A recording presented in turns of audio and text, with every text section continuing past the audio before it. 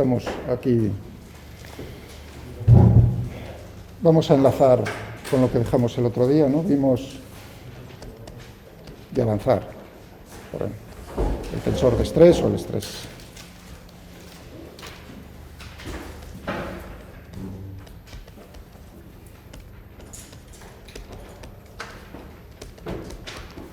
Vamos a llamarlo sigma. Teníamos sigma.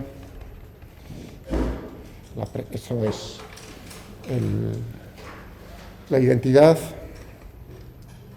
Teníamos aquí siendo tau el tensor de estrés viscoso. Hoy hemos visto que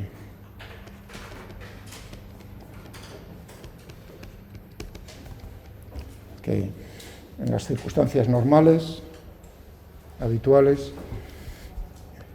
es diagonal, es simétrico. ¿Lo recordáis, no? Ah, sí, cierto. Más o menos por aquí, ¿no? Gracias. Sí, lo olvidé.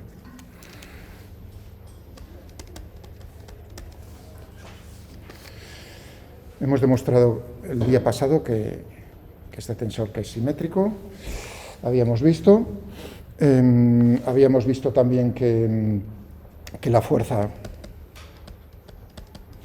o sea que esto es, aquí lo que estudiábamos eran las fuerzas de...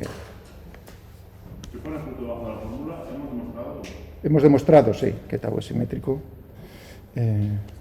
Aquí estábamos estudiando las fuerzas superficiales sobre la superficie de contacto, entre elementos de fluido, ¿recordáis? Entonces, era todo esto. Habíamos visto que la fuerza por unidad de volumen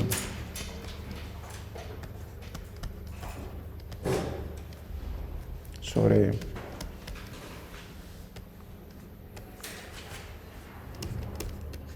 elemento de fluido debido a las fuerzas superficiales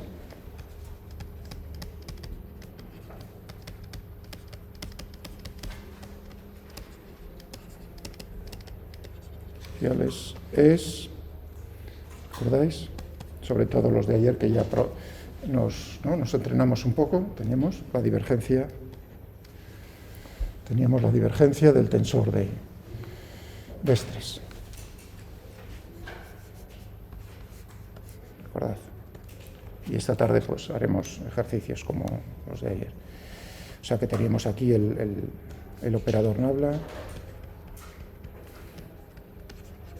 o del, también se le llama, en cartesianas. Este resultado viene de Wikimedia. Las sevillanas son un canto y baile andaluz típicos de Sevilla, Huelva, Córdoba, Cádiz, Málaga.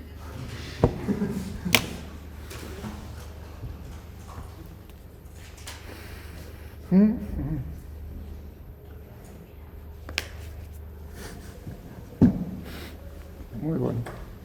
Tiene una relación directa. Más o menos ha entendido. Eso me ha deprimido. Bueno, tenemos el operador Nabla en cartesianas. Las derivadas parciales. Entonces teníamos aquí, simplemente, en esta operación, ya veremos, lo hacemos por la tarde en ejercicios, ¿no? Es este operador aplicado sobre el tensor de esfuerzos. Muy bien. ¿Qué pone después del paréntesis, después del Nabla? ¿Operador Nabla? DEL. En cartesianas, ¿no? En cartesianas, sí. Todo esto recuerdo que lo tenéis ahí en la bibliografía.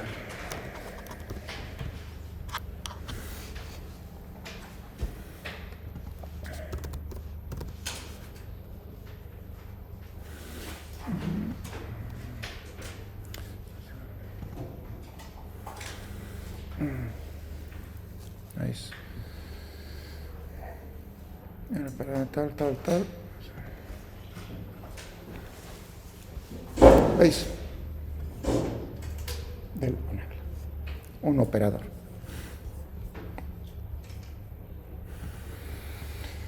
Actuando sobre el tensor de esfuerzos. La fuerza por unidad dividido por unidad de volumen tenemos. ¿Qué habíamos visto entonces? Habíamos visto que la segunda ley de Newton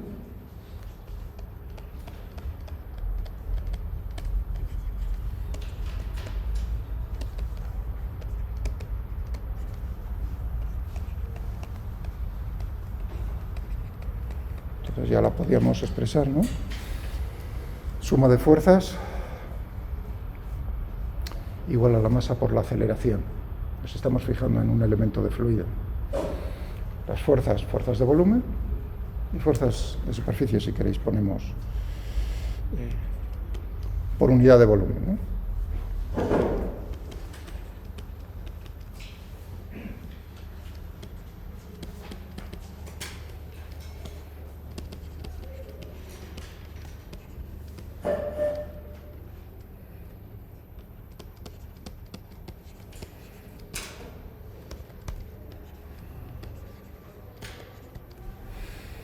Esto tendría que ser ρ por la aceleración. Teníamos esto. O sea que esto es lo que hay. Aquí, en las fuerzas de volumen, pues dependiendo de si estamos en un sistema de referencia inercial o acelerado, pues tendríamos que considerar pues cada caso en particular. En particular, ¿no? Si fuese solo la gravedad, en un sistema de referencia inercial, que tendríamos aquí en la gravedad, teníamos ρ por G, por ejemplo. ¿De acuerdo? Si no, si tuviésemos más, y en las acabamos de ver, sigma. Vale, esto era la derivada material, y estuvimos discutiendo, ¿no? Si lo pasábamos a la representación de Euler, si cuadraban todas las incógnitas, el número de ecuaciones, eso lo vimos el otro día, al final lo tenemos ya grabado. Y vimos también, por enlazar, que era, en casos particulares, importantes, que era fluido en reposo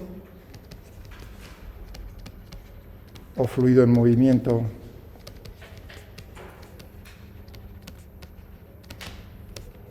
ideal, fluido ideal en movimiento, o sea, un ideal o líneas.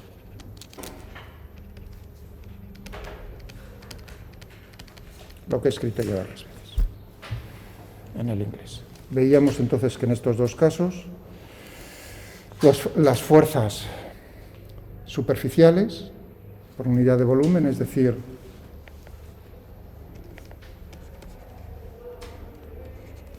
¿en qué se convertía esto? En menos el gradiente de la presión. Cuidado, que tengo que llegar aquí. Y no sé si habéis visto la P. Habéis visto la P, ¿no? Menos el...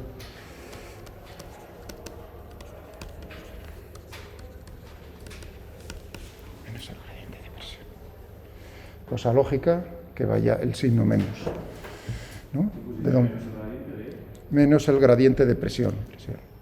Recordad también una cosa, que ahí donde teníamos sigma, ¿no? Donde había puesto esto, había discutido cualitativamente, ¿no?, el significado de la presión aquí en mecánica de fluidos y el significado de la presión en termodinámica. ¿De acuerdo? Por ejemplo, en el caso de que el fluido esté en reposo, estático en reposo, no hay ningún problema. La presión en mecánica de fluidos y la presión termodinámica son la misma. Claro, la presión termodinámica estudiamos en termodinámica esas situaciones en equilibrio termodinámico. ¿Entendéis quizás el problemilla ahí, en equilibrio? O sea, es decir, que hay que dejar el sistema termodinámico, esto también es un sistema, hay que dejarle tiempo suficiente para alcanzar el equilibrio, para que tenga sentido estadístico las diferentes magnitudes termodinámicas, temperatura, presión, etcétera, etcétera. ¿Os dais cuenta de eso? Si está en reposo, pues evidentemente ya ha tenido tiempo suficiente para alcanzarse el equilibrio termodinámico, por lo tanto, ahí no hay ningún problema. Tenemos que la presión esa es la presión termodinámica. El problema es que, daos cuenta, es cuando el fluido está en movimiento, ¿no? Cuando el fluido está en movimiento y hay rozamiento, hay viscosidad, es decir, ahí se está transformando energía cinética, lo que hice el otro día, ¿no? Con un ejemplo bien sencillo, y yo creo que bastante claro en ese sentido, cómo se está transformando eso en energía térmica. Claro, ahí uno está pensando, y en el movimiento del fluido, ¿podemos considerar que en todo instante se ha alcanzado el equilibrio termodinámico? ¿Entendéis la interrogación ahí? Es decir, se está moviendo, hay rozamiento, se está transformando eso energía cinética, energía ordenada en energía desordenada. Tiene sentido ahí incluso hablar de la temperatura. O sea, no es solo la presión, sino que os deis cuenta de que uno, si se pone a pensar, dice, claro, y si el movimiento es muy rápido, ¿cómo sé yo que en cada elemento de fluido, en el sistema se está alcanzando cada paso que estamos dando el equilibrio termodinámico? Efectivamente, esa es una duda que uno tiene que tener y no tiene por qué ser así. Es decir, que ahí uno está suponiendo que, bueno, va a ser un movimiento lo suficientemente lento, por así decirlo, para que podamos seguir considerando que todas esas magnitudes, en particular presión y temperatura, tienen el sentido termodinámico que le habéis dado en la parte de termodinámica, o en las asignaturas en las que veis termodinámica. ¿Entendido? Pero está bien tener eso, o sea, decir, ¿dónde hace suposiciones? Se hacen muchas más suposiciones de las que uno a primera vista ve, si no se pone a pensar en eso. O sea, que no os preocupéis, que nosotros, habéis visto cómo he hecho esa afirmación, no os preocupéis, incluso en movimiento estamos pensando que esa presión va a ser muy parecida a la presión termodinámica, va a tener... Muy bien. Que fue cuando vimos también, demostramos, claro, cómo ese término era isótropa, la presión, de tal manera que entonces poníamos esa parte expresada como menos P por la matriz identidad, el tensor identidad. Muy bien, si considerábamos estos dos casos... ¿Qué pone? ¿Calculamos el gradiente de presión? ¿Pone? Uy, espera, a ver, Marc, ¿dónde? En la derecha del todo. Menos el gradiente de presión, simplemente lo he escrito para que se vea bien claro en lo que estamos tratando. Aquí, como veis, en esto es la divergencia. Vamos a ponerlo también, he puesto, esto es menos el gradiente de presión,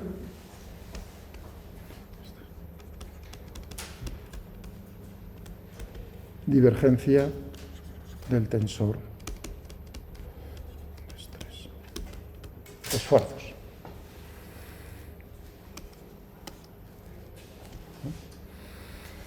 Muy bien, y es un vector, o sea, todo esto es...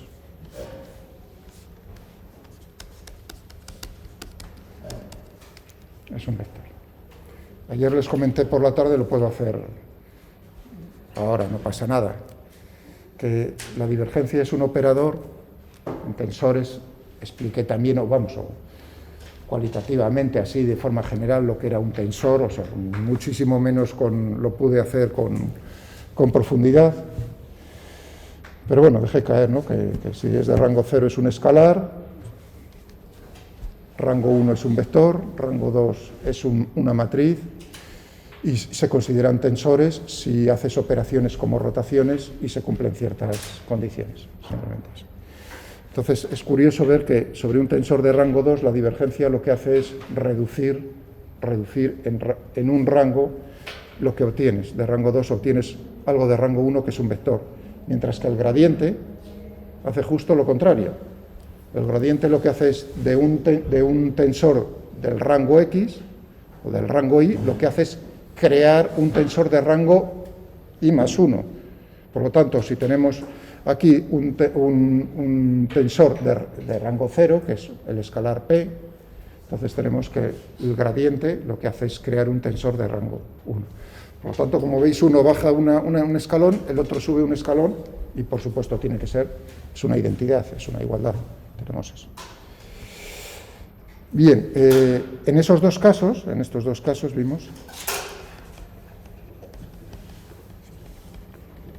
Entonces se simplifica el asunto y la segunda ley de Newton teníamos entonces que era pues, rho, vamos a poner aquí. ¿Y qué tenemos aquí? Menos el gradiente de presión, más, pues por ejemplo, las fuerzas de volumen, si ponemos solamente el peso, por ejemplo, rho por g, que decíamos, dependiendo de eso, pues podríamos poner ya la gravedad aparente. Teníamos en estos dos casos, claro, en el caso de que esté en reposo,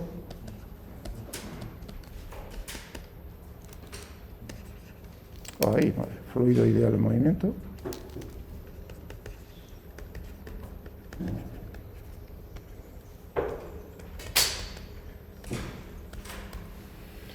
Y tendríamos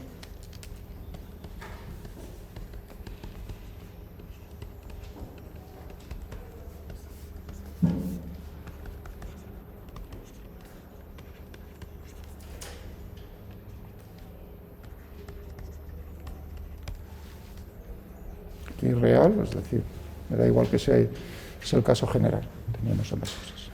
Y de esto podremos ya pues, obtener, por ejemplo, cómo es la distribución de presiones en este caso. Es interesante.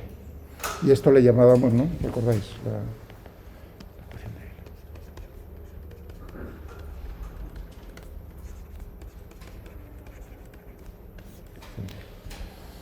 He visto la de telarañas que se están formando en el foro de preguntas de Moodle. Lo esperado, por otro lado, pero bueno.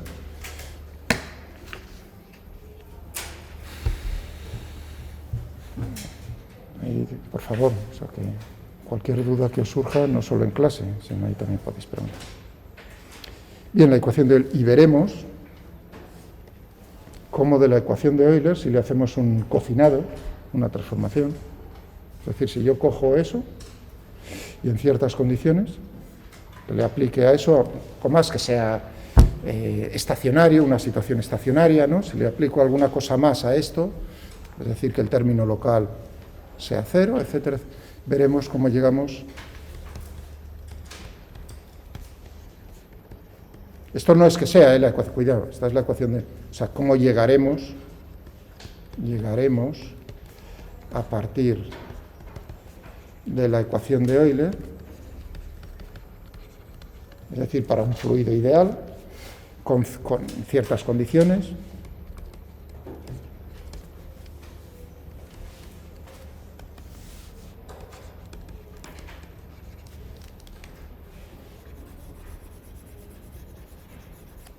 como que el flujo sea estacionario, por ejemplo.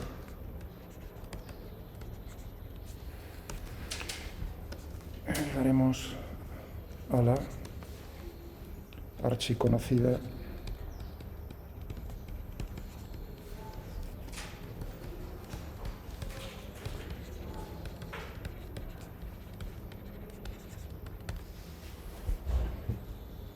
o sea, que no es nada más que un cocinado de la segunda. Lo mismo realmente es llegar de la segunda ley de Newton al teorema del trabajo de energía cinética. O sea, que es la misma equivalencia mental. Si uno tiene claro una cosa, entonces tiene claro lo que es la relación entre la ecuación de Euler y la ecuación de Bernoulli. Exactamente, no tiene ningún... Esa es la idea, iba a decir, principal del asunto. Muy bien. Ya, pero ahora nos encontramos con una cuestión. ¿Y qué hacemos?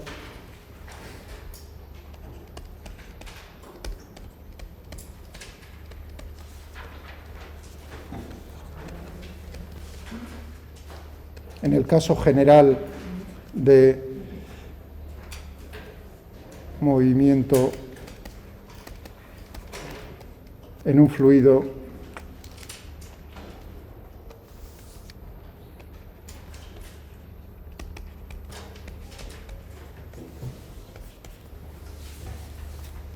real, no ideal, sino real. Claro, tendríamos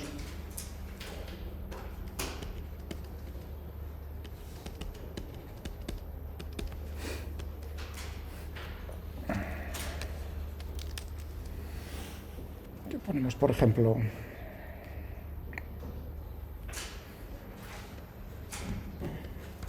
Fuerzas de volumen, ningún problema.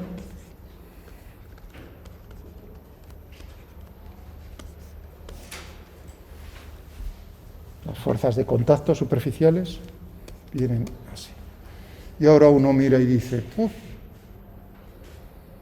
dice, pero claro, en esta ecuación, en la ecuación del fluido ideal en movimiento, pues ya discutimos cómo cuadrábamos el número de incógnitas con el número de ecuaciones, y aparte de esas 3 escalares le metíamos pues conservación de masa y tal. Pero claro, aquí nos estamos pegando un tiro gigantesco en el pie, porque aquí tenemos, si recordáis, la P ya la tenemos, eso entra dentro de la discusión como antes, pero claro, tenemos aquí este cacharro, que es el tensor de esfuerzos viscosos, que es simétrico, y ahí tenemos 6. Es decir, que introducimos, si lo hacemos así, 6 incógnitas más.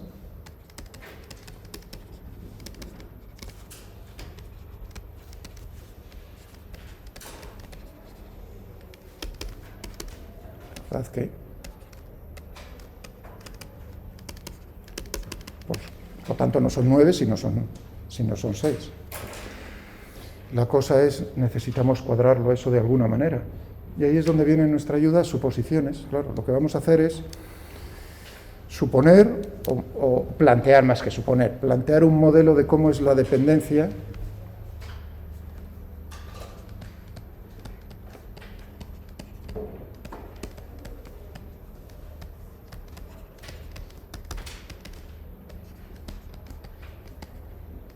de cómo depende el tensor este de esfuerzos viscosos, o sea, esos 6 elementos, de algo que ya, de variables que ya tenemos por ahí. La dependencia de tau de variables ya existentes.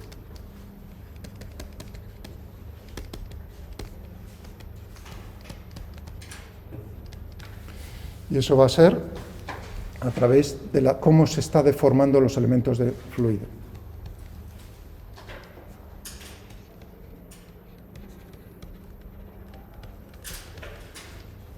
¿Vamos a plantear un modelo? Un modelo de la dependencia del estrés viscoso de variables ya existentes en el problema. Y eso va a ser a través de la deformación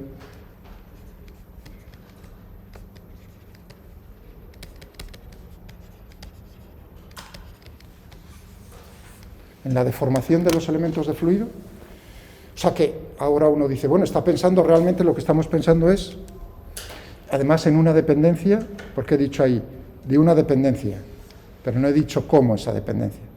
O sea, todavía puedo dar un paso más. Además, en nuestro modelo la dependencia entre el tensor de esfuerzos viscosos, tau, y la deformación, va a ser no con la deformación, sino con el ritmo de deformación. O sea que ahí es donde viene, es decir, no estamos en sólidos elásticos, sino estamos en fluidos. Por lo tanto, no va a ser en sí la deformación, sino cómo cambia en el tiempo la deformación. Y además, una analogía con el caso elástico sería decir, ¿y cómo es esa dependencia? Pues vamos a suponer que es una dependencia lineal.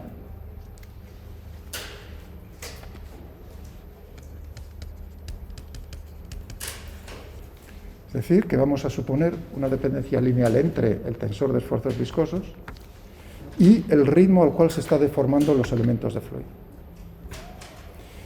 Que la dependencia sea lineal, uno dice, está pensando en la ley de Hooke. Es decir, o está pensando matemáticamente en que estás haciendo un desarrollo en serie de Taylor, de tau, en función de la deformación. Cuando no hay deformación, término de orden cero, término lineal, término cuadrático. Lo que pasa que en forma de tensor es bastante más follonero, pero importante en la cabeza, es decir, desde el punto de vista matemático, que los matemáticos tienen mucho que ver con la física, pero hay matemáticos, fijaos que grandes matemáticos son grandes físicos, grandes matemáticos. Gauss, que era matemático físico, eso es imposible, que era Newton. Es decir, pero realmente cuando las cosas se han ido complicando, pues se ha ido separando y hay ciertos matemáticos que de física no tienen ni idea. Sí, saben mucho de las herramientas que se necesitan en física. Eso no lo afirmo yo, lo afirman premios Nobel, lo que voy a decir ahora. Es ser un gran matemático, ser un excelente no lleva a ser un gran físico. Eso, por ejemplo, lo afirma Feynman, que es un, premio Nobel 1965, uno de los grandes de la física, vamos, quiero decir. ¿Entendéis? Una cosa es saber manejar el destornillador y otra saber con las leyes que gobiernan el destornillador, vamos, que necesitas en tus problemas. Son dos cosas diferentes. Bueno, por eso estaba ahora acordándome de eso, en el sentido de decir, uno, desde el punto de vista matemático, es como decir, oye, tengo una función, pues la hago un desarrollo de serie de Taylor y se acabó. Vale, pues muy bien. También desde ese punto de vista uno lo puede ver. ¿De acuerdo? ¿Y cómo se le llama a si esta suposición, este modelo, más que suposición, modelo, o sea que esto va a ser válido, eso se le llaman, es decir que vamos a plantearlo así, y entonces esto va a ser, que no me salga,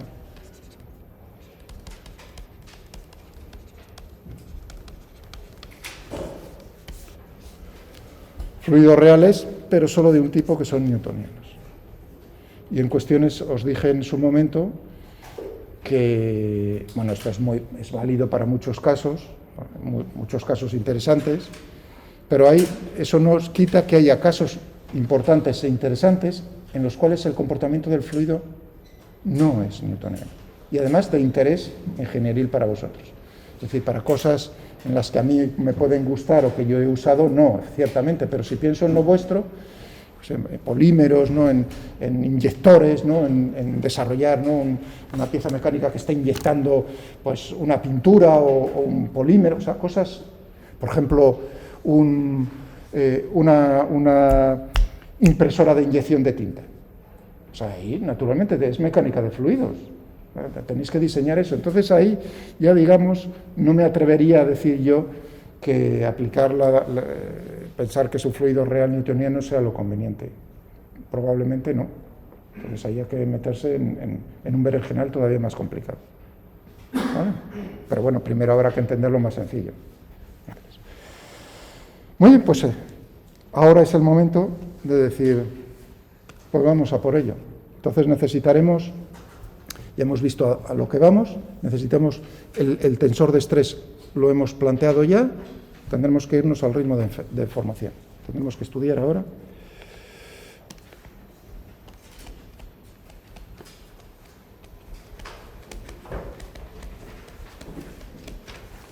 ¿Cómo podemos expresar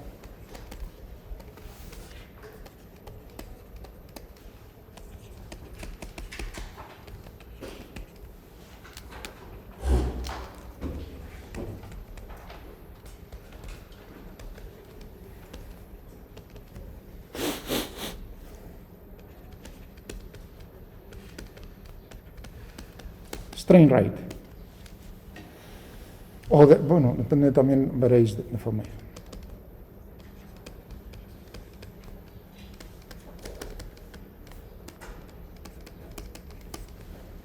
O sea, strain o deformation. El ritmo de deformación en función de qué. Ahora vamos ya a dejar caer de cómo son las variaciones del campo de velocidades.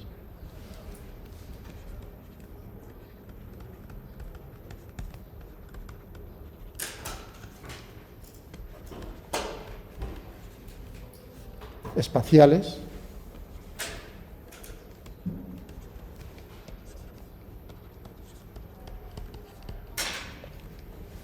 de velocidad.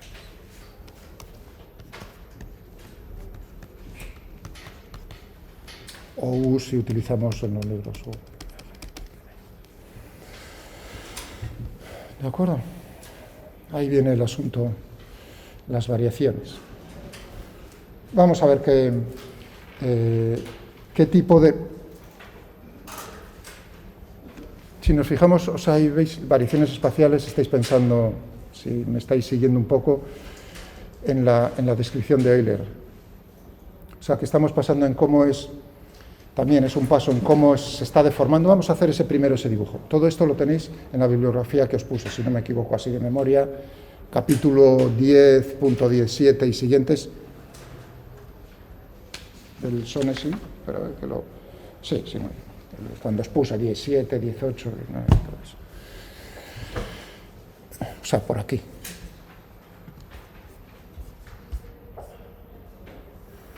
No, esto es el 11.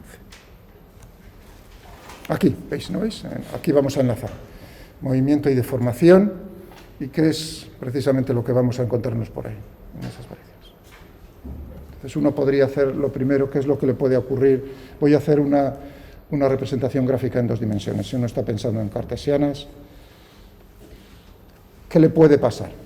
No sé, a ver, vamos a preguntarnos, ¿qué le puede pasar a un elemento de fluido? Elemento de fluido en su movimiento, al moverse. A lo largo del movimiento. Y lo voy a dibujar, ya digo, aquí en 2 dimensiones, pensando en coordenadas cartesianas, pues es un elemento infinitesimal, cuadradito. Bueno, esto es en un instante. ¿Qué le puede pasar? Pues que se mueva, que se traslade sin cambiar la forma. Cosas que son, pues uno, una traslación, que yo llamo, digo, traslación pura. O sea que esto pues, se está moviendo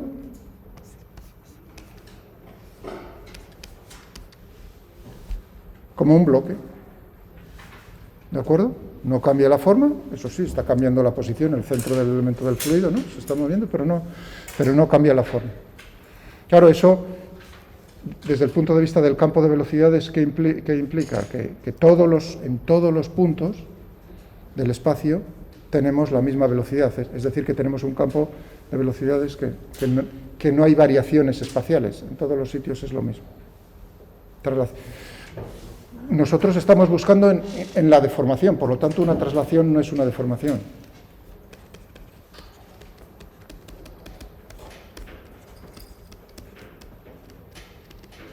O sea que desde ese punto de vista no nos sirve. Es decir, se comporta, vamos a ponerlo de otra manera, se comporta el movimiento. El fluido se comporta como un sólido. Fluido se comporta como un sólido rígido. No cambia la forma. Otra cosa que le puede pasar al fluido. Me voy a poner en otra pantalla. Pues una rotación pura. Como veis, o sea, uno está... ¿Es eso una... va a haber un cambio en la... Vamos a hacer el dibujo. Vamos a suponer que es una rotación en torno a este punto, o sea, estamos en el plano, un eje perpendicular al plano de la... Es decir, que sigue una... Entonces lo que tenemos aquí, ¿no? ¿Qué tendríamos? Que esto va girando,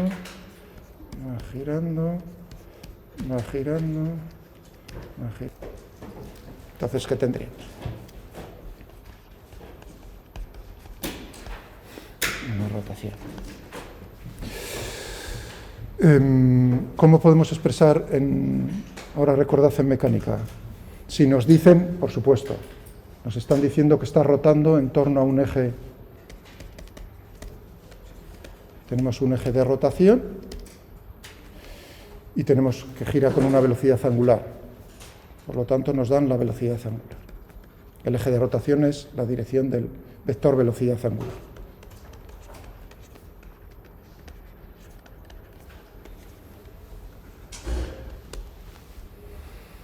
¿De acuerdo?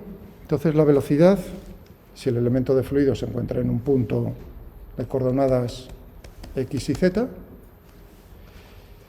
es decir, en una posición R, cuyas coordenadas cartesianas son x y z, ¿cómo va a ser la velocidad que tiene el elemento de fluido en su rotación? ¿Cómo lo podríamos expresar?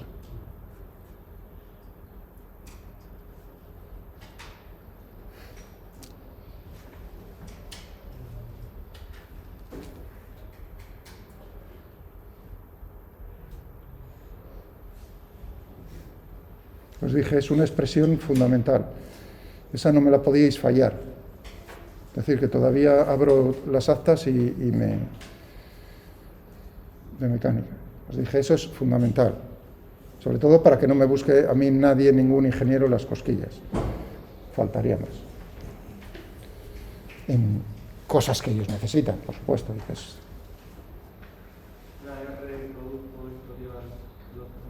o sea, si a mí me dicen la velocidad angular, justo Murphy en el orden. No R por omega, sino omega por R.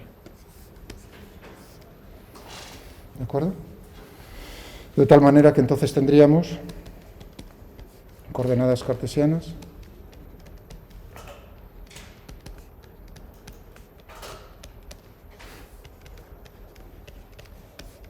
Y tendríamos, pues para la componente y, tendríamos, o sea, para la componente x, tendríamos z omega y menos y omega z, más, para la componente a lo largo del eje y, tendríamos x omega z menos z omega x.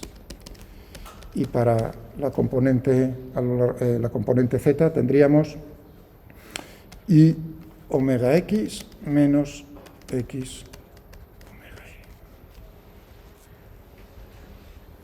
y. ¿De acuerdo? Ningún problema. O sea, a mí me dicen cómo es omega, pero voy a hacer una operación sobre esto. Voy a tomar lo que es el rotacional de esto. Vamos a hallar cómo es la rotación de lo que está ocurriendo aquí. Es decir, que necesitáis lo de cálculo. Sí. ¿En J no sería menor? En J tendríamos x omega z menos z omega x. Sí, pero lo que quiero no sería I menos J más K. No, I más J más K. Lo estoy poniendo I más J más K. Porque precisamente en la J ya le he cambiado el orden en el determinante 2 por 2. Claro, pondrías un menos J si hicieses esto por esto, menos esto por esto. Pero con el menos, pues, equidad. Esas son las manías de cómo hace cada uno este determinante. Bien, y ahora estaba diciendo, vamos a... Ay, qué mal lo he hecho para dejar aquí...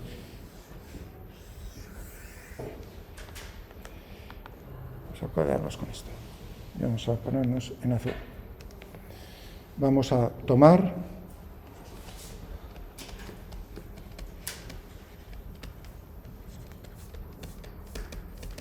el rotacional de V en estas condiciones.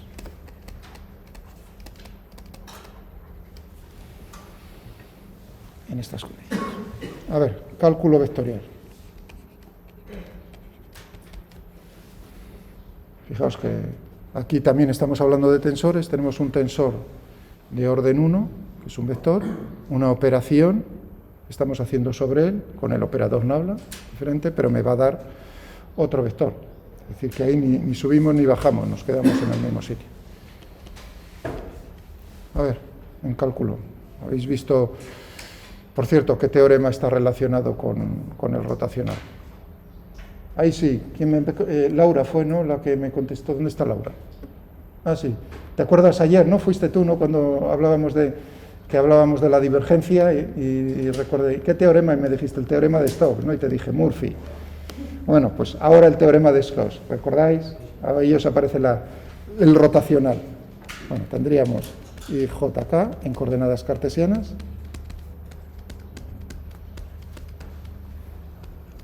Y tendríamos, cuidado, ahora tenemos todo este cacharro. Es decir, tendremos por aquí esto,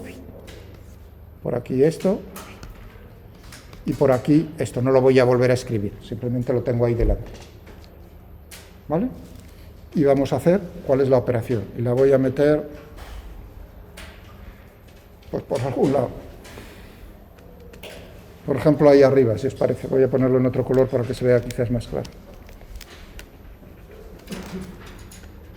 La componente X. Vamos a ver. Es decir, que tengo que hacer la derivada parcial de Y. ¿De qué cacharro? Esto. ¿Y eso cuánto es?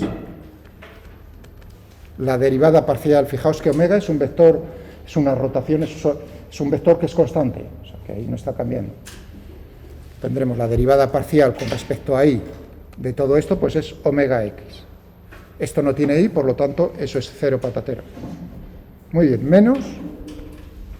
Y ahora tenemos la derivada parcial de Z de este término. Esto cero, pero aquí tengo un Z, pero con un signo menos. Por lo tanto, menos con menos más omega X. Es decir, que en este término, si queréis, me va a quedar en el 2 omega X.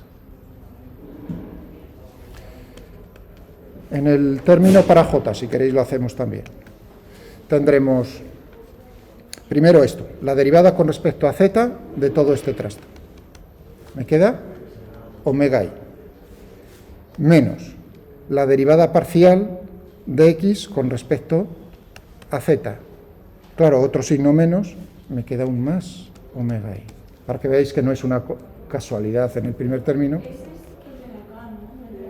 No, el de la J, Mira, el de la J.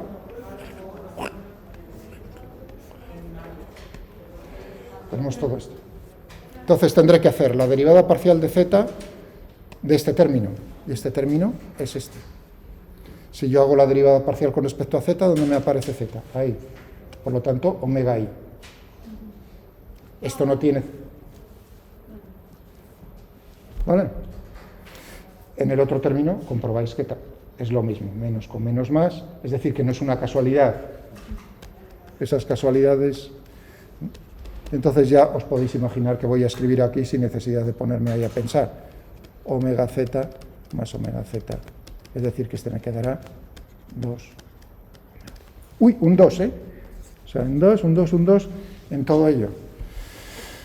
Es decir, que nos queda una cosa un poco curiosa que voy a poner aquí. Que en este caso, con una rotación pura, cuidado, no se os olvide, estamos en una rotación pura del fluido, es decir, se está comportando también como un sólido rígido, traslación, rotación pura. Tenemos que esto es 2 veces la velocidad angular con la que gira.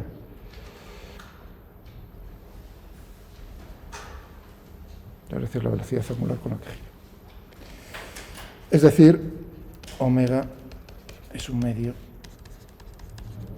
rotacional.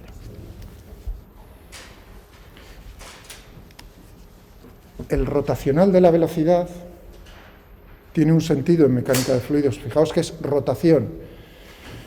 Se le llama vorticidad.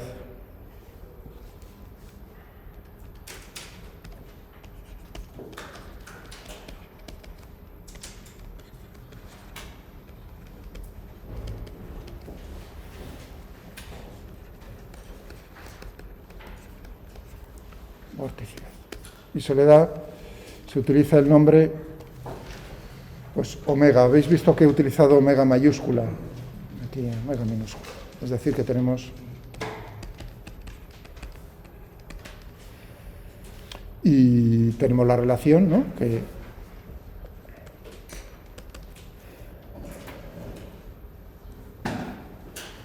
esto era 2 veces, que esto era igual a 2 veces omega, por lo tanto teníamos omega igual.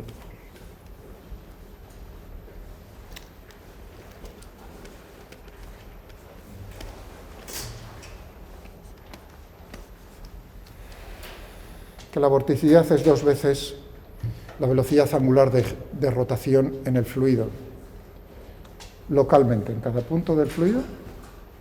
Si tenemos una rotación, la podemos analizar a través de la vorticidad. Así es. O sea que ya le hemos dado, fijaos, es un paso de decir, esta operación, ¿no? Eso de lo rotacional es la divergencia. Ahora paso a la divergencia. Fijaos que lo he hecho un poco, podía haber empezado con la divergencia, pero preferí, dije, bueno, vamos a hacerlo primero, ¿qué más da? Con el rotacional, uno siempre está pensando la divergencia es más fácil que el rotacional, pero ahora ya no es una cosa etérea, sino que le estamos dando un sentido físico a esa operación matemática tan puñetera, el teorema de Stokes, que me van a demostrarlo, no sé qué, todo ese rollo. Ahora tenéis en la cabeza, se graba a fuego, uno dice, lo que te está diciendo eso, cuando haces esa operación, es cómo gira el fluido. O bueno, ahora imaginaos que me encuentro en el electromagnetismo. La misma asignatura desde el punto de vista de que son campos. Y yo quiero saber qué pasa con el campo eléctrico y con el campo magnético. ¿Cómo gira en el espacio? Pues ya os estáis imaginando qué operación se hace. El rotacional de E y el rotacional de B, siendo B el campo magnético y E el campo eléctrico. Y eso te da las características de lo que está ocurriendo. Y sabiendo cómo rota y cómo diverge y converge, uno sabe todo acerca del campo eléctrico, del campo magnético o de lo que ocurre en un fluido. Es decir, que la teoría de campos es fundamental en la física porque abarca muchas cosas diferentes. Bien, hago la pausa ahora porque voy a pasar a la divergencia. ¿O sigo? Sí. Muy bien. De acuerdo. Bueno, ya que he dicho eso, sentido físico de la rotación, del rotacional, vamos a buscarle el sentido físico, vamos a buscarle las cosquillas.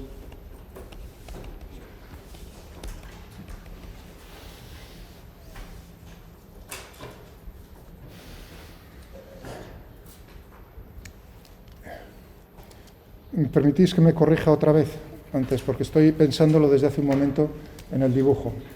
Y esto queda grabado y lo voy a poner. Podía hacer un corte, pegarlo. El primer dibujo que hice era el correcto.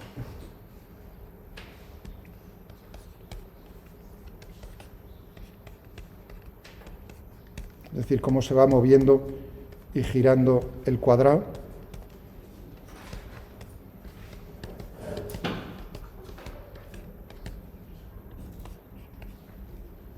¡Ay! ¿De acuerdo? El primer dibujo que hice, el segundo era, o sea, que lo hacía bien al principio. Y ya veis, Murphy también se aplica. Bueno, me he autocorregido, queda grabado cómo está el elemento de fluido, ¿no veis? Está en esa y está. O sea, que es, si uno está pensando que es precisamente en el sólido rígido, fijaos, ahí es el momento en el que yo mismo pongo, si yo echo en cara y no me gusta lo de la memoria, ahí estaba pensando, jopelines. Y es el momento clave que uno dice, tienes que liberar tu mente, ¿no? Estamos ahí. Es decir, ¿qué es lo que les estás diciendo a los alumnos? ¿Qué les estás intentando trasladar? Que lo que tienes ahí es un objeto rígido, un sólido rígido, y que está girando en torno a un eje en ese punto. Si tú tienes ahí un cubo, está girando como un sólido rígido, entonces lo lógico es este dibujo, ¿no? ¿Estamos de acuerdo? Y no el otro. Porque en el otro, sí uno tendría sentido, pero como veis, según se va moviendo en esa trayectoria circular, también está girando en el sentido antihorario. Esto sería un giro, si lo estoy viendo de esa manera, en el sentido horario. Entonces uno tendría, ¿no? Tendría que estar a la vez contrarrestando ese efecto. ¿De acuerdo? Muy bien. Y ahora con esta autocorrección pasemos al sentido físico, porque nos lo vamos a encontrar en lo que es en la operación que vamos a usar. Estoy dejando caer cosas que vamos a ver luego. Entonces, podía empezar de una manera y darle una explicación a las cosas. He preferido decir qué puede ocurrir en un fluido y luego cuando hagamos las operaciones ver, y uno dice, anda, pero si aparecen estas cosas, entonces darle un sentido a si rota, y en este caso vamos a pensar en lo siguiente, en cosas que le pueden pasar al fluido, antes de poner el sentido físico. Otra cosa que le puede pasar a un elemento de fluido, en su movimiento, que se dilate. Una expansión o contracción.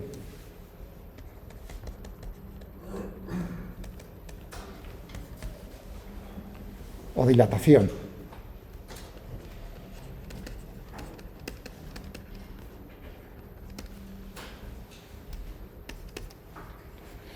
Es decir, que en un instante posterior, ¿no?, si se está moviendo, como sea, pero a la vez ha aumentado. O sea, contraído, claro. ¿De acuerdo? Eso es lo que vamos a ver ahora. ¿Dónde nos lo vamos a encontrar ese efecto de dilatación? Pues nos lo vamos a encontrar en la divergencia.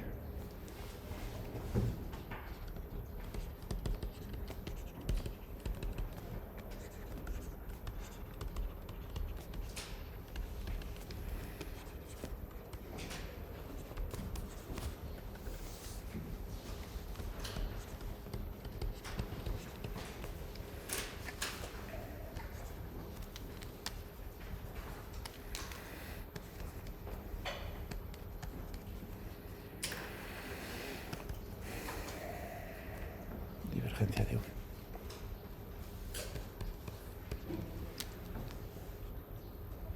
Muy bien, pues vamos a intentar hacerlo. Pensad otra vez, estamos en cartesianas.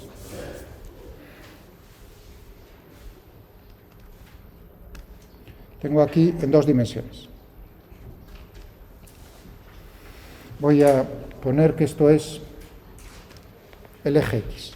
Lo voy a analizar lo que puede pasar en una componente, en las otras 2 va a ser similar. Eje X. En un instante t tengo ahí mi cubo. En un instante posterior ese cubo se ha movido, y además ha cambiado. Solamente me voy a fijar en lo que ocurre en la dimensión del eje X. Es decir, que la tendríamos. Esto se ha movido para aquí, si queréis, a un t más diferencial de t. T.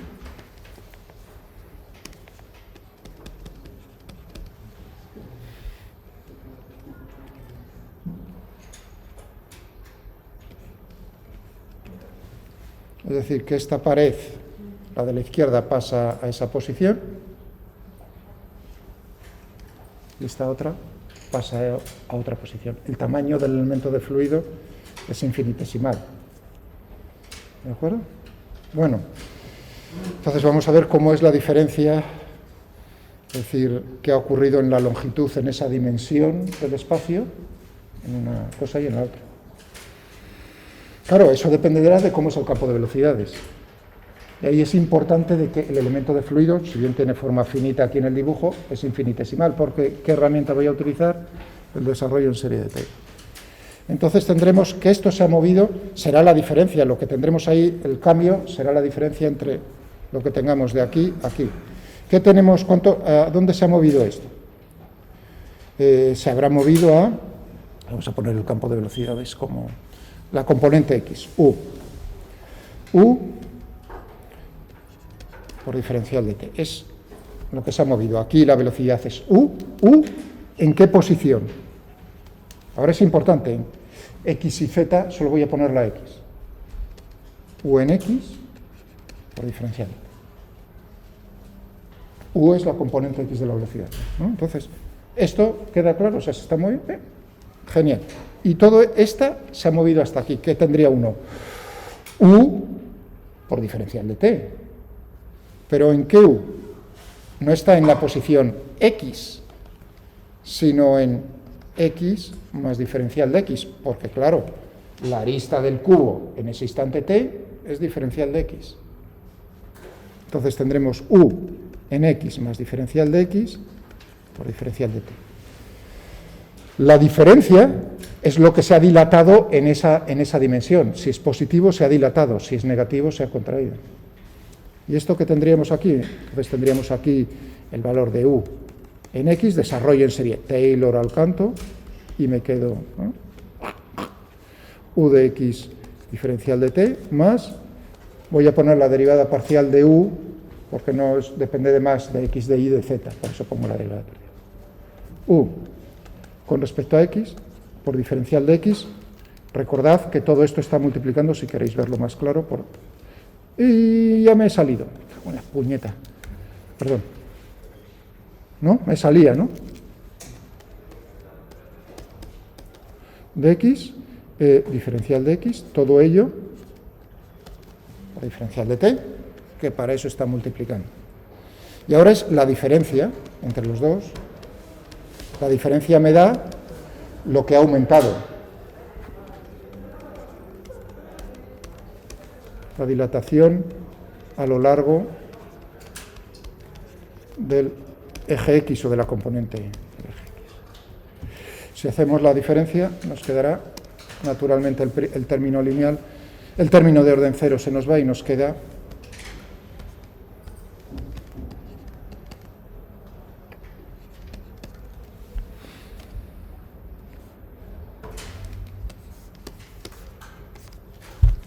¿bien? Pero ahora, fijaos, eso es lo que se ha dilatado a lo largo del eje X, de t a t más diferencial de t, el ritmo de dilatación. El rate, en inglés. ¿A qué ritmo? Claro, uno está pensando por unidad de tiempo, por lo tanto,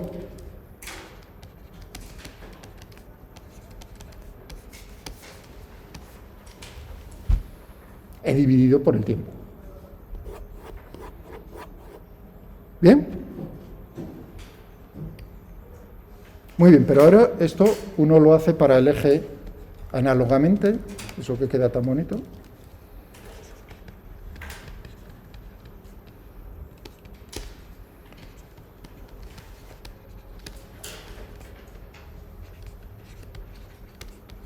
Eje Z, entonces lo que vemos es el volumen, el ritmo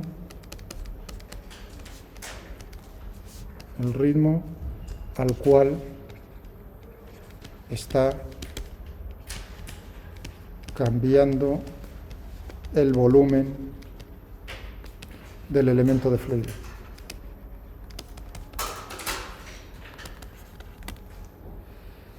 Y uno entonces ahí dice, anda, si tienes aquí, esta es, fijaos, lo que tenemos es la operación, en el eje X uno dice, para el otro va a ser,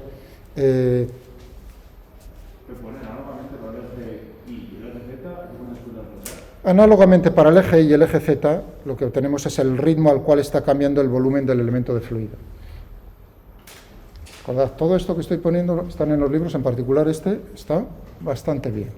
No es ni muy baja ni demasiado alta la cosa. El nivel de explicación está muy bien. A mí me gustó este libro dentro. Siempre intento encontrar un libro, como en el caso de mecánica, porque siempre es más. En este caso de la mecánica de fluidos me está costando más tiempo encontrarlo. Algo que me diga yo, que no sea lo habitual, que no sea un nivel demasiado bajo, que podía hacer, por supuesto. Me seguirían pagando lo mismo. Ni que me pase de la raya, sino que yo piense es algo por lo cual están en segundo, un nivel más avanzado en la mecánica de fluidos, porque para hablar de Arquímedes, lo habitual, pues hombre, yo creo que os sentiríais un poco lo mismo que digo en mecánica, ¿no? Decepcionados. Quizás, por otro lado, aliviados, pero por el otro lado yo diría que decepcionados. Porque nuestro objetivo es alcanzar al Instituto Tecnológico de Massachusetts. Eso es lo que, ¿no? Eso sería el objetivo. El objetivo no la palabrería, sino decir, algo por lo cual la gente se pegase por venir aquí. Pegase significa pagase. Pegase, pagase. ¿De acuerdo? ¿No? Eso es el ideal mío. Y por supuesto, por cosas, eso no lo hace la gente. Bueno, tendríamos lo vamos a poner, porque a lo mejor no queda claro, si en el eje Y y en el eje Z, ¿qué es lo que obtendría? Fijaos que esto lo he obtenido para el eje X. Para el eje Y y para el eje Z, ¿qué obtendría? Porque he dicho análogamente, de manera similar, iba a escribirlo y dije, pero a lo mejor no ha quedado claro. ¿Qué quedaría para el eje? Ahí es donde quería. Cuidado con esto, porque uno diría, no, tendríamos, siendo V la componente Y de la velocidad. Y eje Z.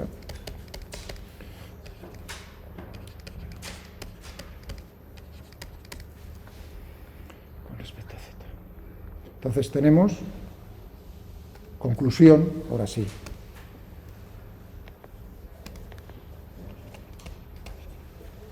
Es lo que iba a escribir, conclusión, ritmo. Vamos a ponerlo en inglés, que escribió menos.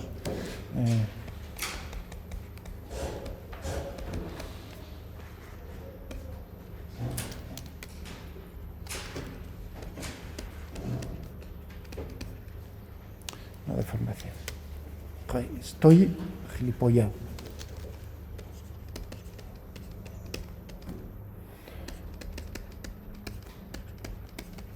Voy a poner deformación, dilatación o expansión, es que depende de cómo es equivalente.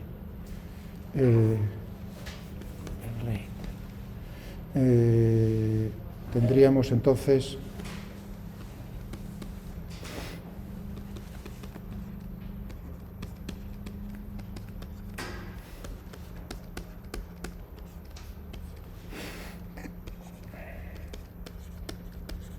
realmente esto lo tenéis que ver, si queréis dar el paso, todavía hay un paso ahí. Realmente lo he hecho en una dimensión. Claro, uno está haciendo el desarrollo en serie de Taylor en 3 dimensiones. Lo he hecho en una porque es más fácil, pero si lo hace en 3, lo que nos queda es el primer término distinto de 0 en el desarrollo, es este. Esto es el volumen inicial, el volumen del que parte el elemento de fluido. ¿Y esto qué es? Esto es la divergencia de V o de V. Es decir, que el ritmo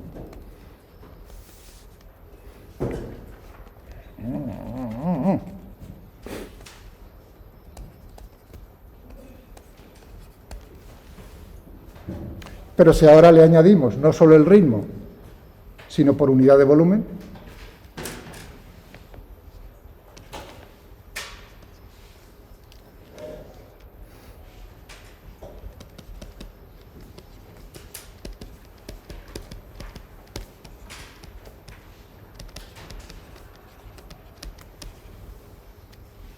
pues ya os imagináis, estoy dividiendo por diferencial de V, dividí por diferencial de V, hemos dividido por diferencial de T, y nos queda entonces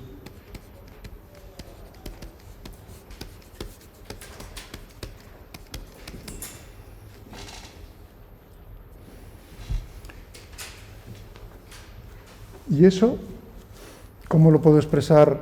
Fijaos que eso lo he hecho para un elemento de fluido. ¿Habéis visto cómo se movía, ¿no? El cuadradito. Por lo tanto, uno está pensando elemento de fluido en Lagrange. Es la forma natural en la cual te está apareciendo. Y eso, entonces, ¿cómo tendríamos?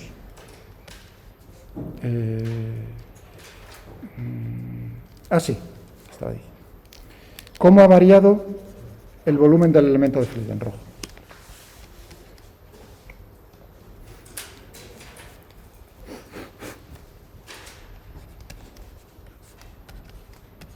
¿No? He hecho... Eso es. la variación en el movimiento del volumen del elemento de fluido, que es infinitesimal. Lo he puesto en los libros, veréis el de este, os lo advertí como da igual D o delta, da igual. Queda más bonito el delta, pero bueno, como he utilizado hoy, tenemos eso. Y esto hemos visto que era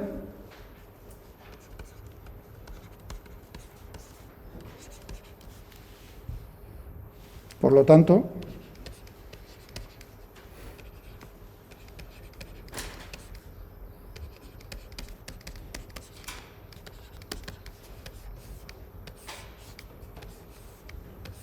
esto lo que he puesto aquí de palabra, ritmo de dilatación por unidad de volumen del elemento de fluido, aquí lo tenéis expresado en el lenguaje matemático. La expresión, ¿Sí? La expresión de notación de mayúscula T y de... Perdona, aquí en rojo, Marco, ¿dónde? ¿Aquí? Sí, las notaciones, o sea, que son igual que las parciales de minúscula. Cuidado, el de este de mayúscula, Sí, también eso. eso, espera que lo pongo, esa es la derivada material. Muy bien, gracias por pues eso, es lo que... Recordad que esto es material, es decir, cómo está cambiando cambios en el elemento de fluido, no en sino en el elemento de fluido. Se mueve el elemento de fluido y le pasan cosas, se dilata, hace cosas. O sea, son las parciales respecto al fluido. Ah, y ahora, hombre, sí, por supuesto, y ahora, pregunta natural, porque no lo pillaba. Y si esto, claro, esto es para la descripción de Lagrange, voy a decir antes, pero bueno, ya que me lo has puesto ahí, pues no me lo has puesto igual.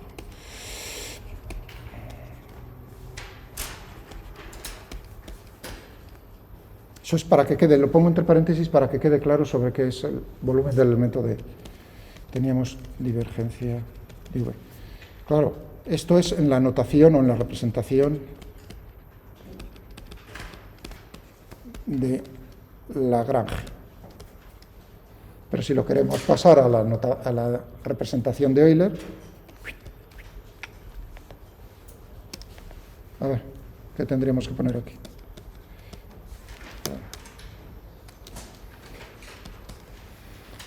Tendríamos la derivada, el término local,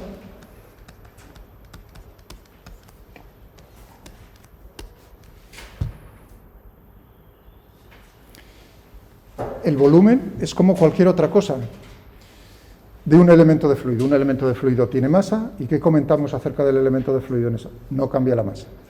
Tiene densidad, depende de lo que le pasa. Tiene volumen, tiene temperatura, tiene muchas cosas, pero también tiene volumen. Por lo tanto, lo que he escrito tiene sentido. Bueno, vale, entonces ahora ya tienes con las derivadas parciales en el espacio, y esto ya es representación.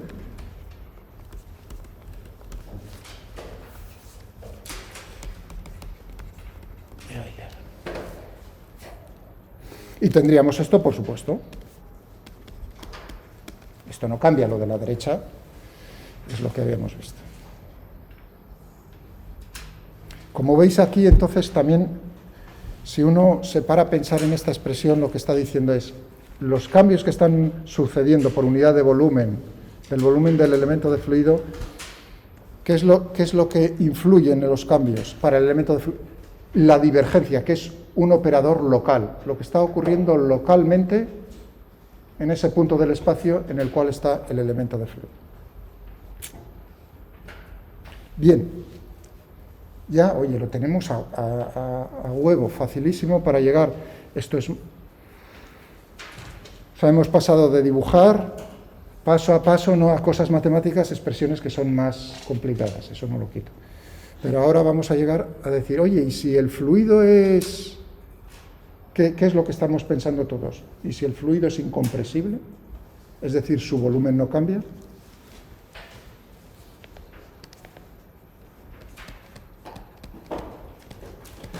Secuencia.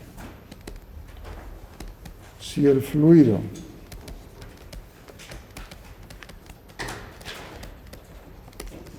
esta expresión es importantísima porque normalmente hay muchas situaciones en las cuales el fluido se puede considerar como incompresible a pesar de ser un gas. ¿Entendéis ahí la cuestión? O sea, decir uno, anda, la mar, un gas, si se comprime, ya, pero estamos en mecánica de fluidos. Si las variaciones son espaciales no son muy grandes, entonces uno puede seguir considerando que ese gas se comporta como un fluido incompresible. Por ejemplo, en aviones, o sea, en el flujo del aire alrededor de las alas, siempre y cuando, claro, siempre y cuando las variaciones esas locales, es decir, que la velocidad, eso se refleja en que la velocidad del avión o la del aire respecto a las alas del avión sea no un porcentaje muy grande de la velocidad del sonido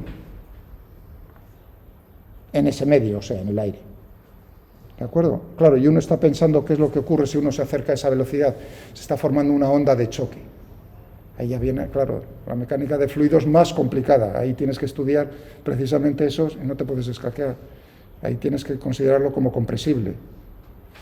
Entonces, ahí estás comprimiendo y ahí en el espacio, digamos, esas variaciones son importantes. No las puedes despreciar. Bueno, pero ya digo, si el fluido es incompresible, y eso también es válido para gases en ciertas condiciones, ¿qué tendríamos? El volumen del elemento de fluido no cambia, y eso significa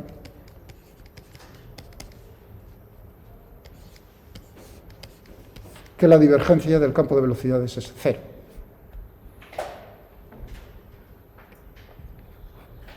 Y esto es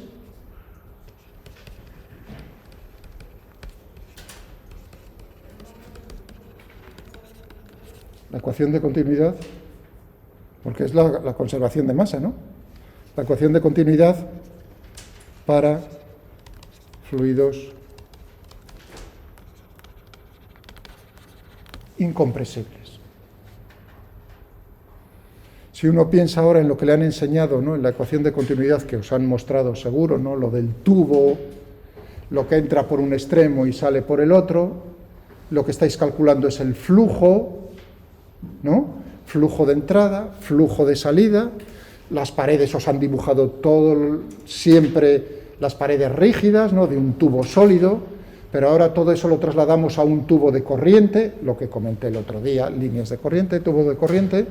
Entonces uno dice, a través de esas paredes no está entrando ni saliendo, es lo de entrada y la salida, es decir,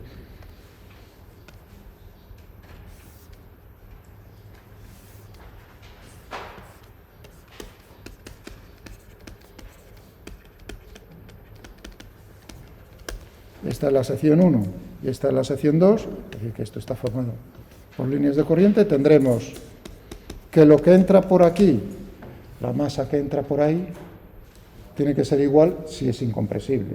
Tiene que ser la misma masa que la que sale por allá. Pero claro, ¿cuánta masa está entrando ahí? Eso viene por el flujo de masa. ¿Y cómo será? Pues tendrás ρ, v, por diferencial de S. Todo a través de la sección 1. A través de la sección 2 tendrás una cosa parecida. ρv por diferencial de S, en 2. Si es incompresible, tenéis que tener que lo que entra es igual a lo que sale.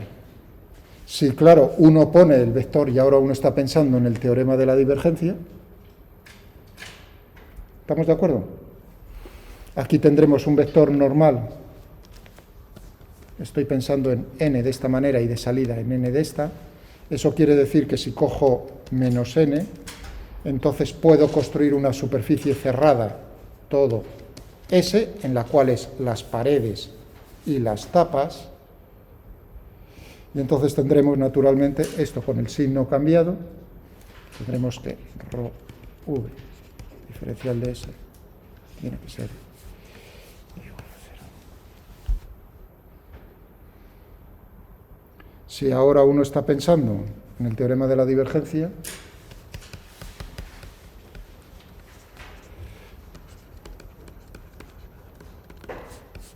pues estáis transformando esta integral en una integral de volumen de la divergencia.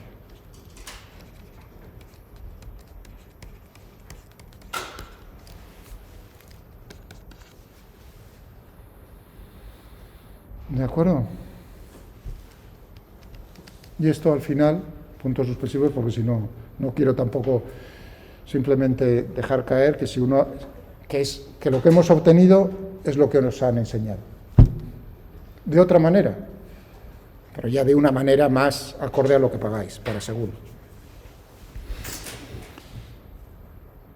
¿Bien?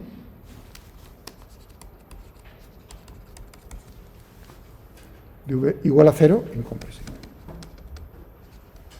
Recordad, si cojo que ρ es constante, entonces tengo la divergencia de ρv igual a 0 para cualquier volumen, entonces divergencia, pero ρ es constante, sale fuera, ρ por la divergencia de v igual a 0, por lo tanto la divergencia de v igual a 0. ¿No? ¿Habéis visto cómo se llega de un lado al otro? Muy bien.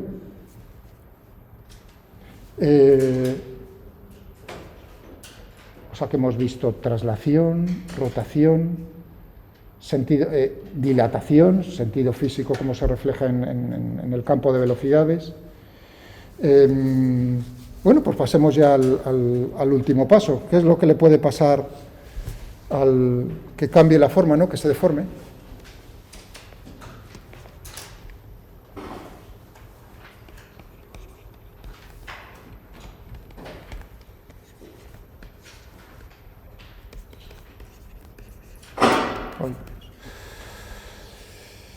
Esto lleva años y no lo terminan de arreglar. Deformación del elemento de fluido. Visualmente, ¿qué es lo que uno está pensando? Bueno, otra vez, elemento de fluido en 2 dimensiones. Pues esto en el tiempo t, pues claro, se va a mover, por ejemplo, por aquí. Y está cambiando. Se deforma. Una cizalladura. Claro, pensad que todos estos efectos se suman, es decir, que se traslada, rota, se dilata o se contrae y además tiene el cambio de forma, la deformación. ¿De acuerdo? Todo eso, o sea, lo estamos analizando por separado, pero por supuesto en el caso este podría estar aumentando su volumen y también cambiándose. Claro, ahora uno tiene que pensar y decir, ¿cómo puedo yo llegar eso a ponerlo en función de la velocidad, cada punto del espacio? ¿Cómo es posible que estos puntos uno vaya más cerca y el otro vaya más lejos? Bueno, si uno lo piensa y dice, bueno, ¿qué está ocurriendo en un punto, ¿no? Este es el vector de posición R. ¿Cómo es el campo de velocidades en R? Uno diría, pues a lo mejor tiene esta velocidad.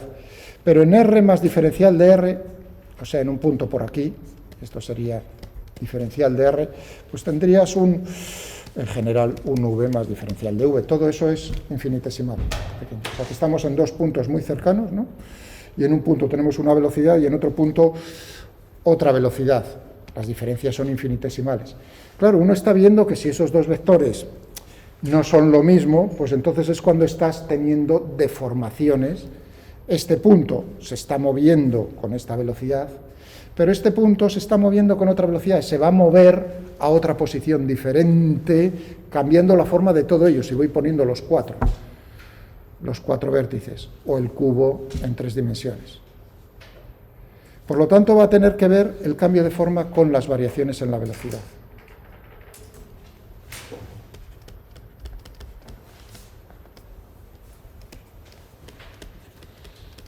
¿Y cómo podemos construir algo que me dé toda la información acerca de cómo está variando a través del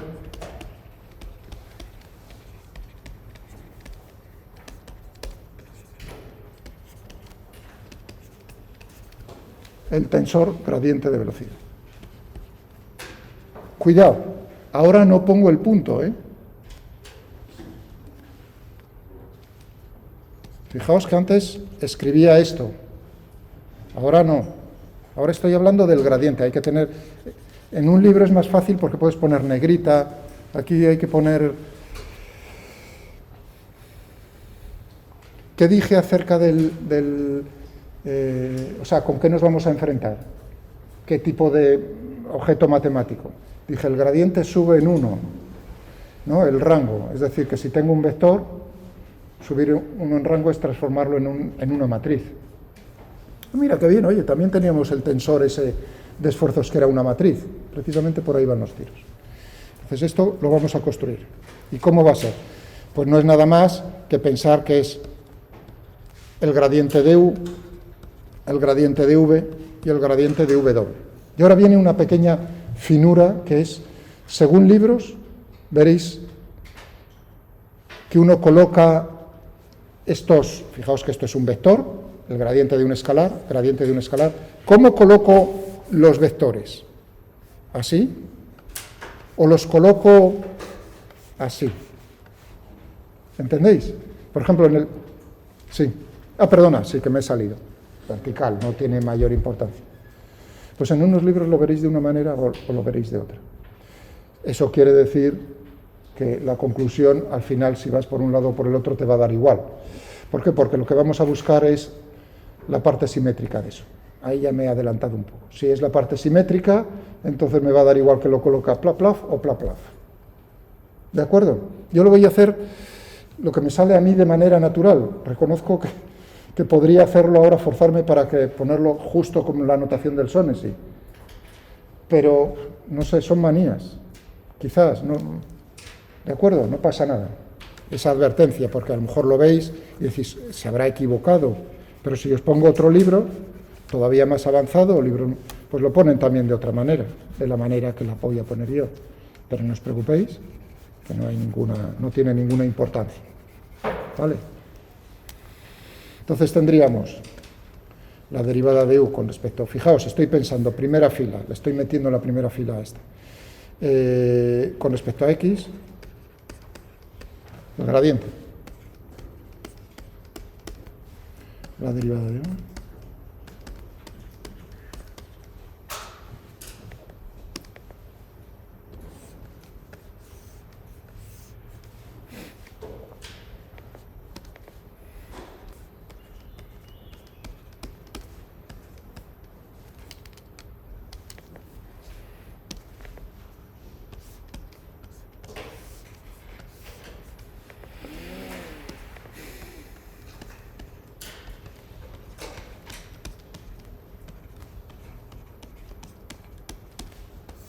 Vamos a coger otro colorín.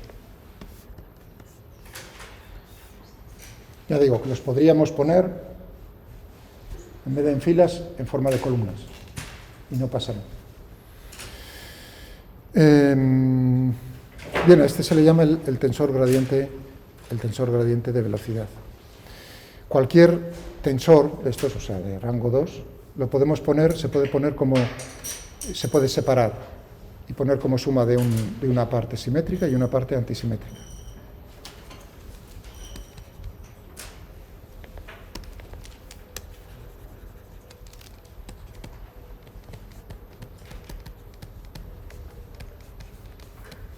Como suma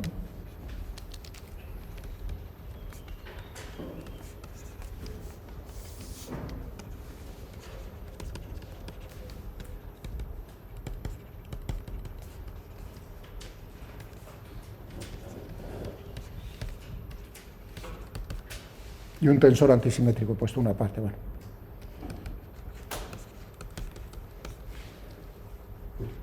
Como si yo tengo una matriz A, ¿cómo podría ponerlo esto como separar? La matriz 3×3. No diría, pues, quizás la parte tendríamos A menos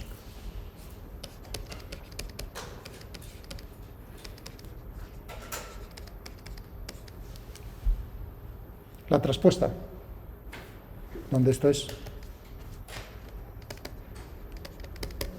Si uno hace eso, dice, evidente te queda al final.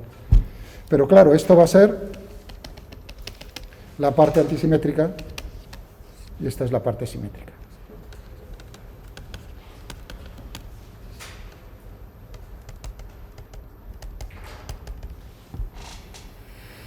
Cojámonos y entonces veamos cómo sería uno y otro.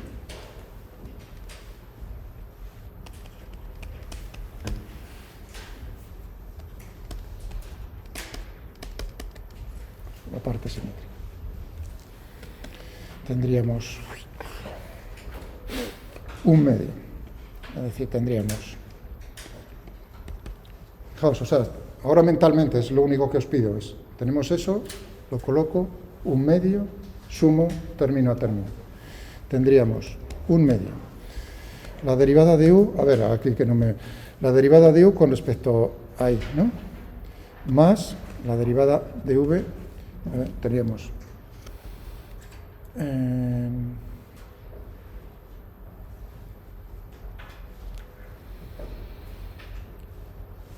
derivada de v con respecto a x.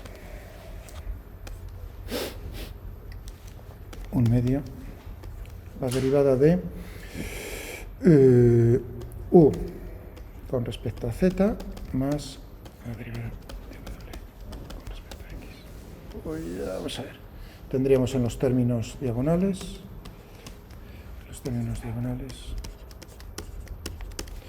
Y aquí pues tendríamos un medio con respecto a y, con respecto a x. Aquí tendríamos un medio de la derivada parcial de u con respecto a z, la derivada de w con respecto a x, Laplace. Y aquí que nos quedaría un medio, a ver, teníamos la derivada parcial de v con respecto a z, o la derivada parcial de w con respecto a, y aquí tendríamos lo mismo.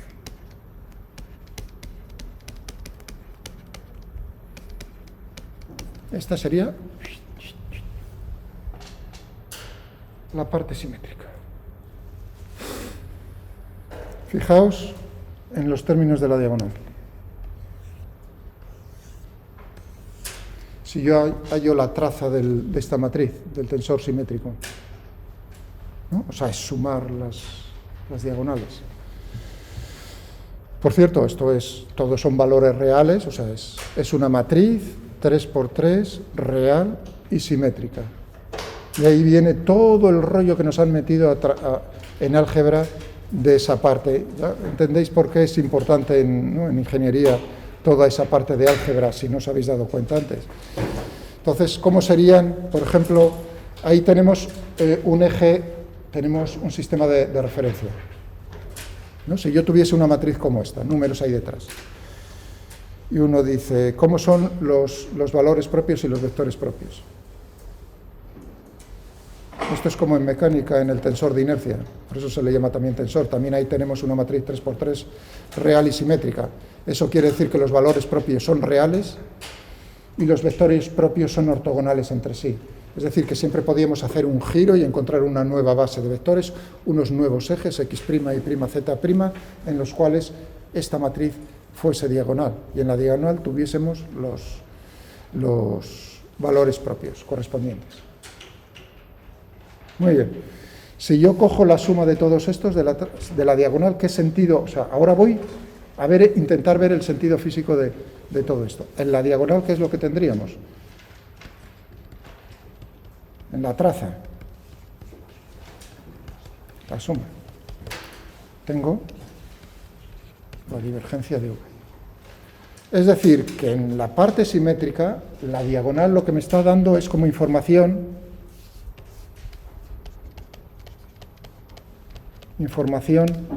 acerca de la dilatación del elemento de fluido, de la expansión del elemento de fluido. ¿De acuerdo? Uno diría, y en los términos fuera de la diagonal, tenemos 6 diferentes, los 3 de la diagonal y los 3 fuera de la diagonal. Pues uno piensa, ¿qué es lo que puede hacer el elemento de fluido? Cambiar la forma, ¿no?, a través de la dilatación y de una deformación tangencial. Es decir, que estos otros términos lo que nos van a dar es información acerca de cómo es Sí, esto no es una H, esto no es una... Es una H.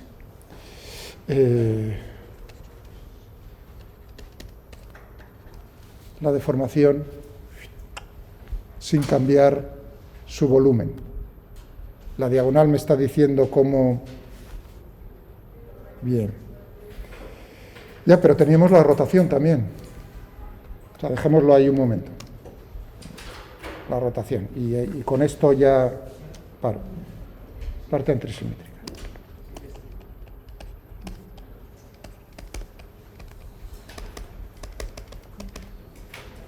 ¿Puedes repetir qué información daba los consultas? Ahí lo que tenemos es, en la parte simétrica, Sí, lo de las diagonales, sí, pero lo último que dijiste que es la parte simétrica lo que nos da es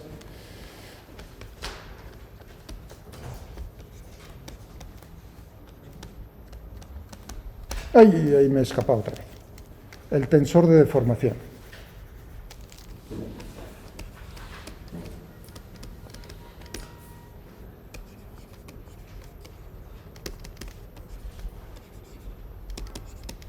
Tensor mejor de deformación, perdón, que aquí.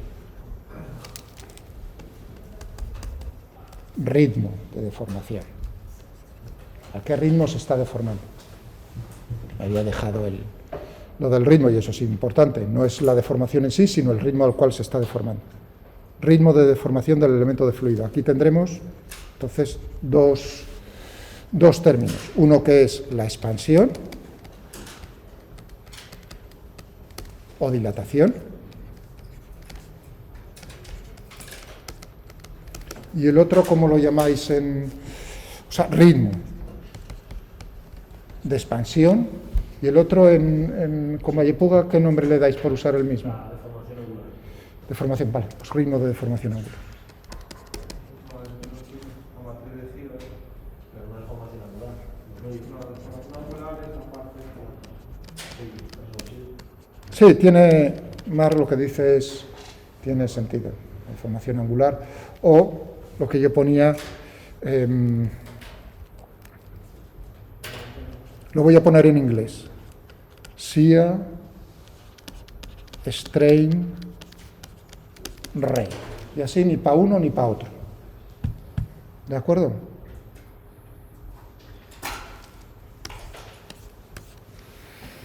Eso en la parte simétrica.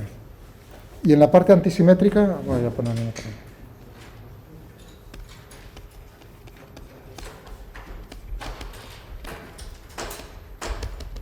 En la parte antisimétrica, 0, 0, 0.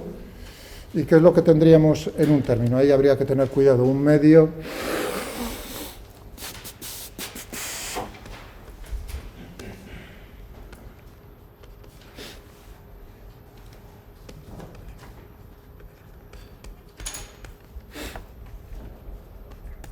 Un medio, por poner otro por aquí. ¿Qué teníamos aquí?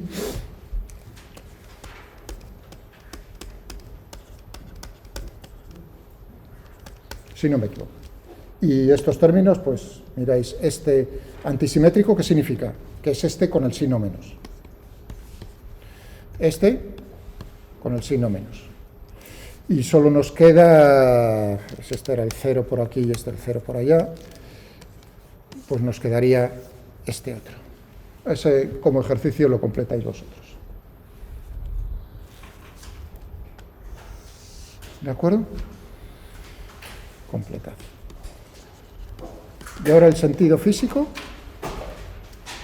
y nos plantamos aquí. Si uno ve eso, tenéis que comprobar,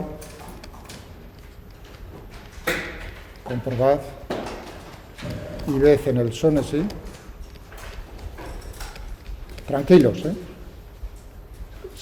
os podéis ir, os lo dije el primer día, os podéis ir sin ningún tipo de problemas, entrar y salir, que hay muchas razones. Eso sí, no quiero ni oír el aire cuando uno entra y sale. ¿Vale? Es decir, que no tengo nada en contra, pero se termina en el momento en el que yo digo. Entonces, comprobad, por favor, que aquí lo que tenemos, anda, son los términos en el rotación. ¿Cuántos elementos distintos tenemos en esta matriz? Tres diferentes. Efectivamente, esos tres son las componentes del rotacional. Y entonces ya de manera natural, sin entrar en más disquisiciones que se podrían entrar, de cómo uno dice, pues entonces la parte antisimétrica, sentido físico, la rotación. Rotación, deformación, y en la deformación, ¿cómo se deforma si aumenta de tamaño y cambia la deformación angular, como decía vuestro compañero? Ambas cosas, separaremos ambas cosas en esa, pero ahora que quede claro, una es cómo deforma y en el otro cómo rota como un sólido rígido. Y uno dice, pero te falta algo. Hablabas también de una traslación. ¿Aparece la traslación en el tensor gradiente de velocidad? ¿Qué dijimos? Que la velocidad era la misma para todos los puntos si es una traslación pura. En todos los puntos el fluido tiene la misma velocidad, por lo tanto no hay cambios, estos son cambios en el espacio, por lo tanto si no hay cambios en el espacio es cero, por lo tanto la traslación no entra en el tensor gradiente de velocidad. Lo que entra es cómo gira y cómo se deforma. Y aquí lo dejamos.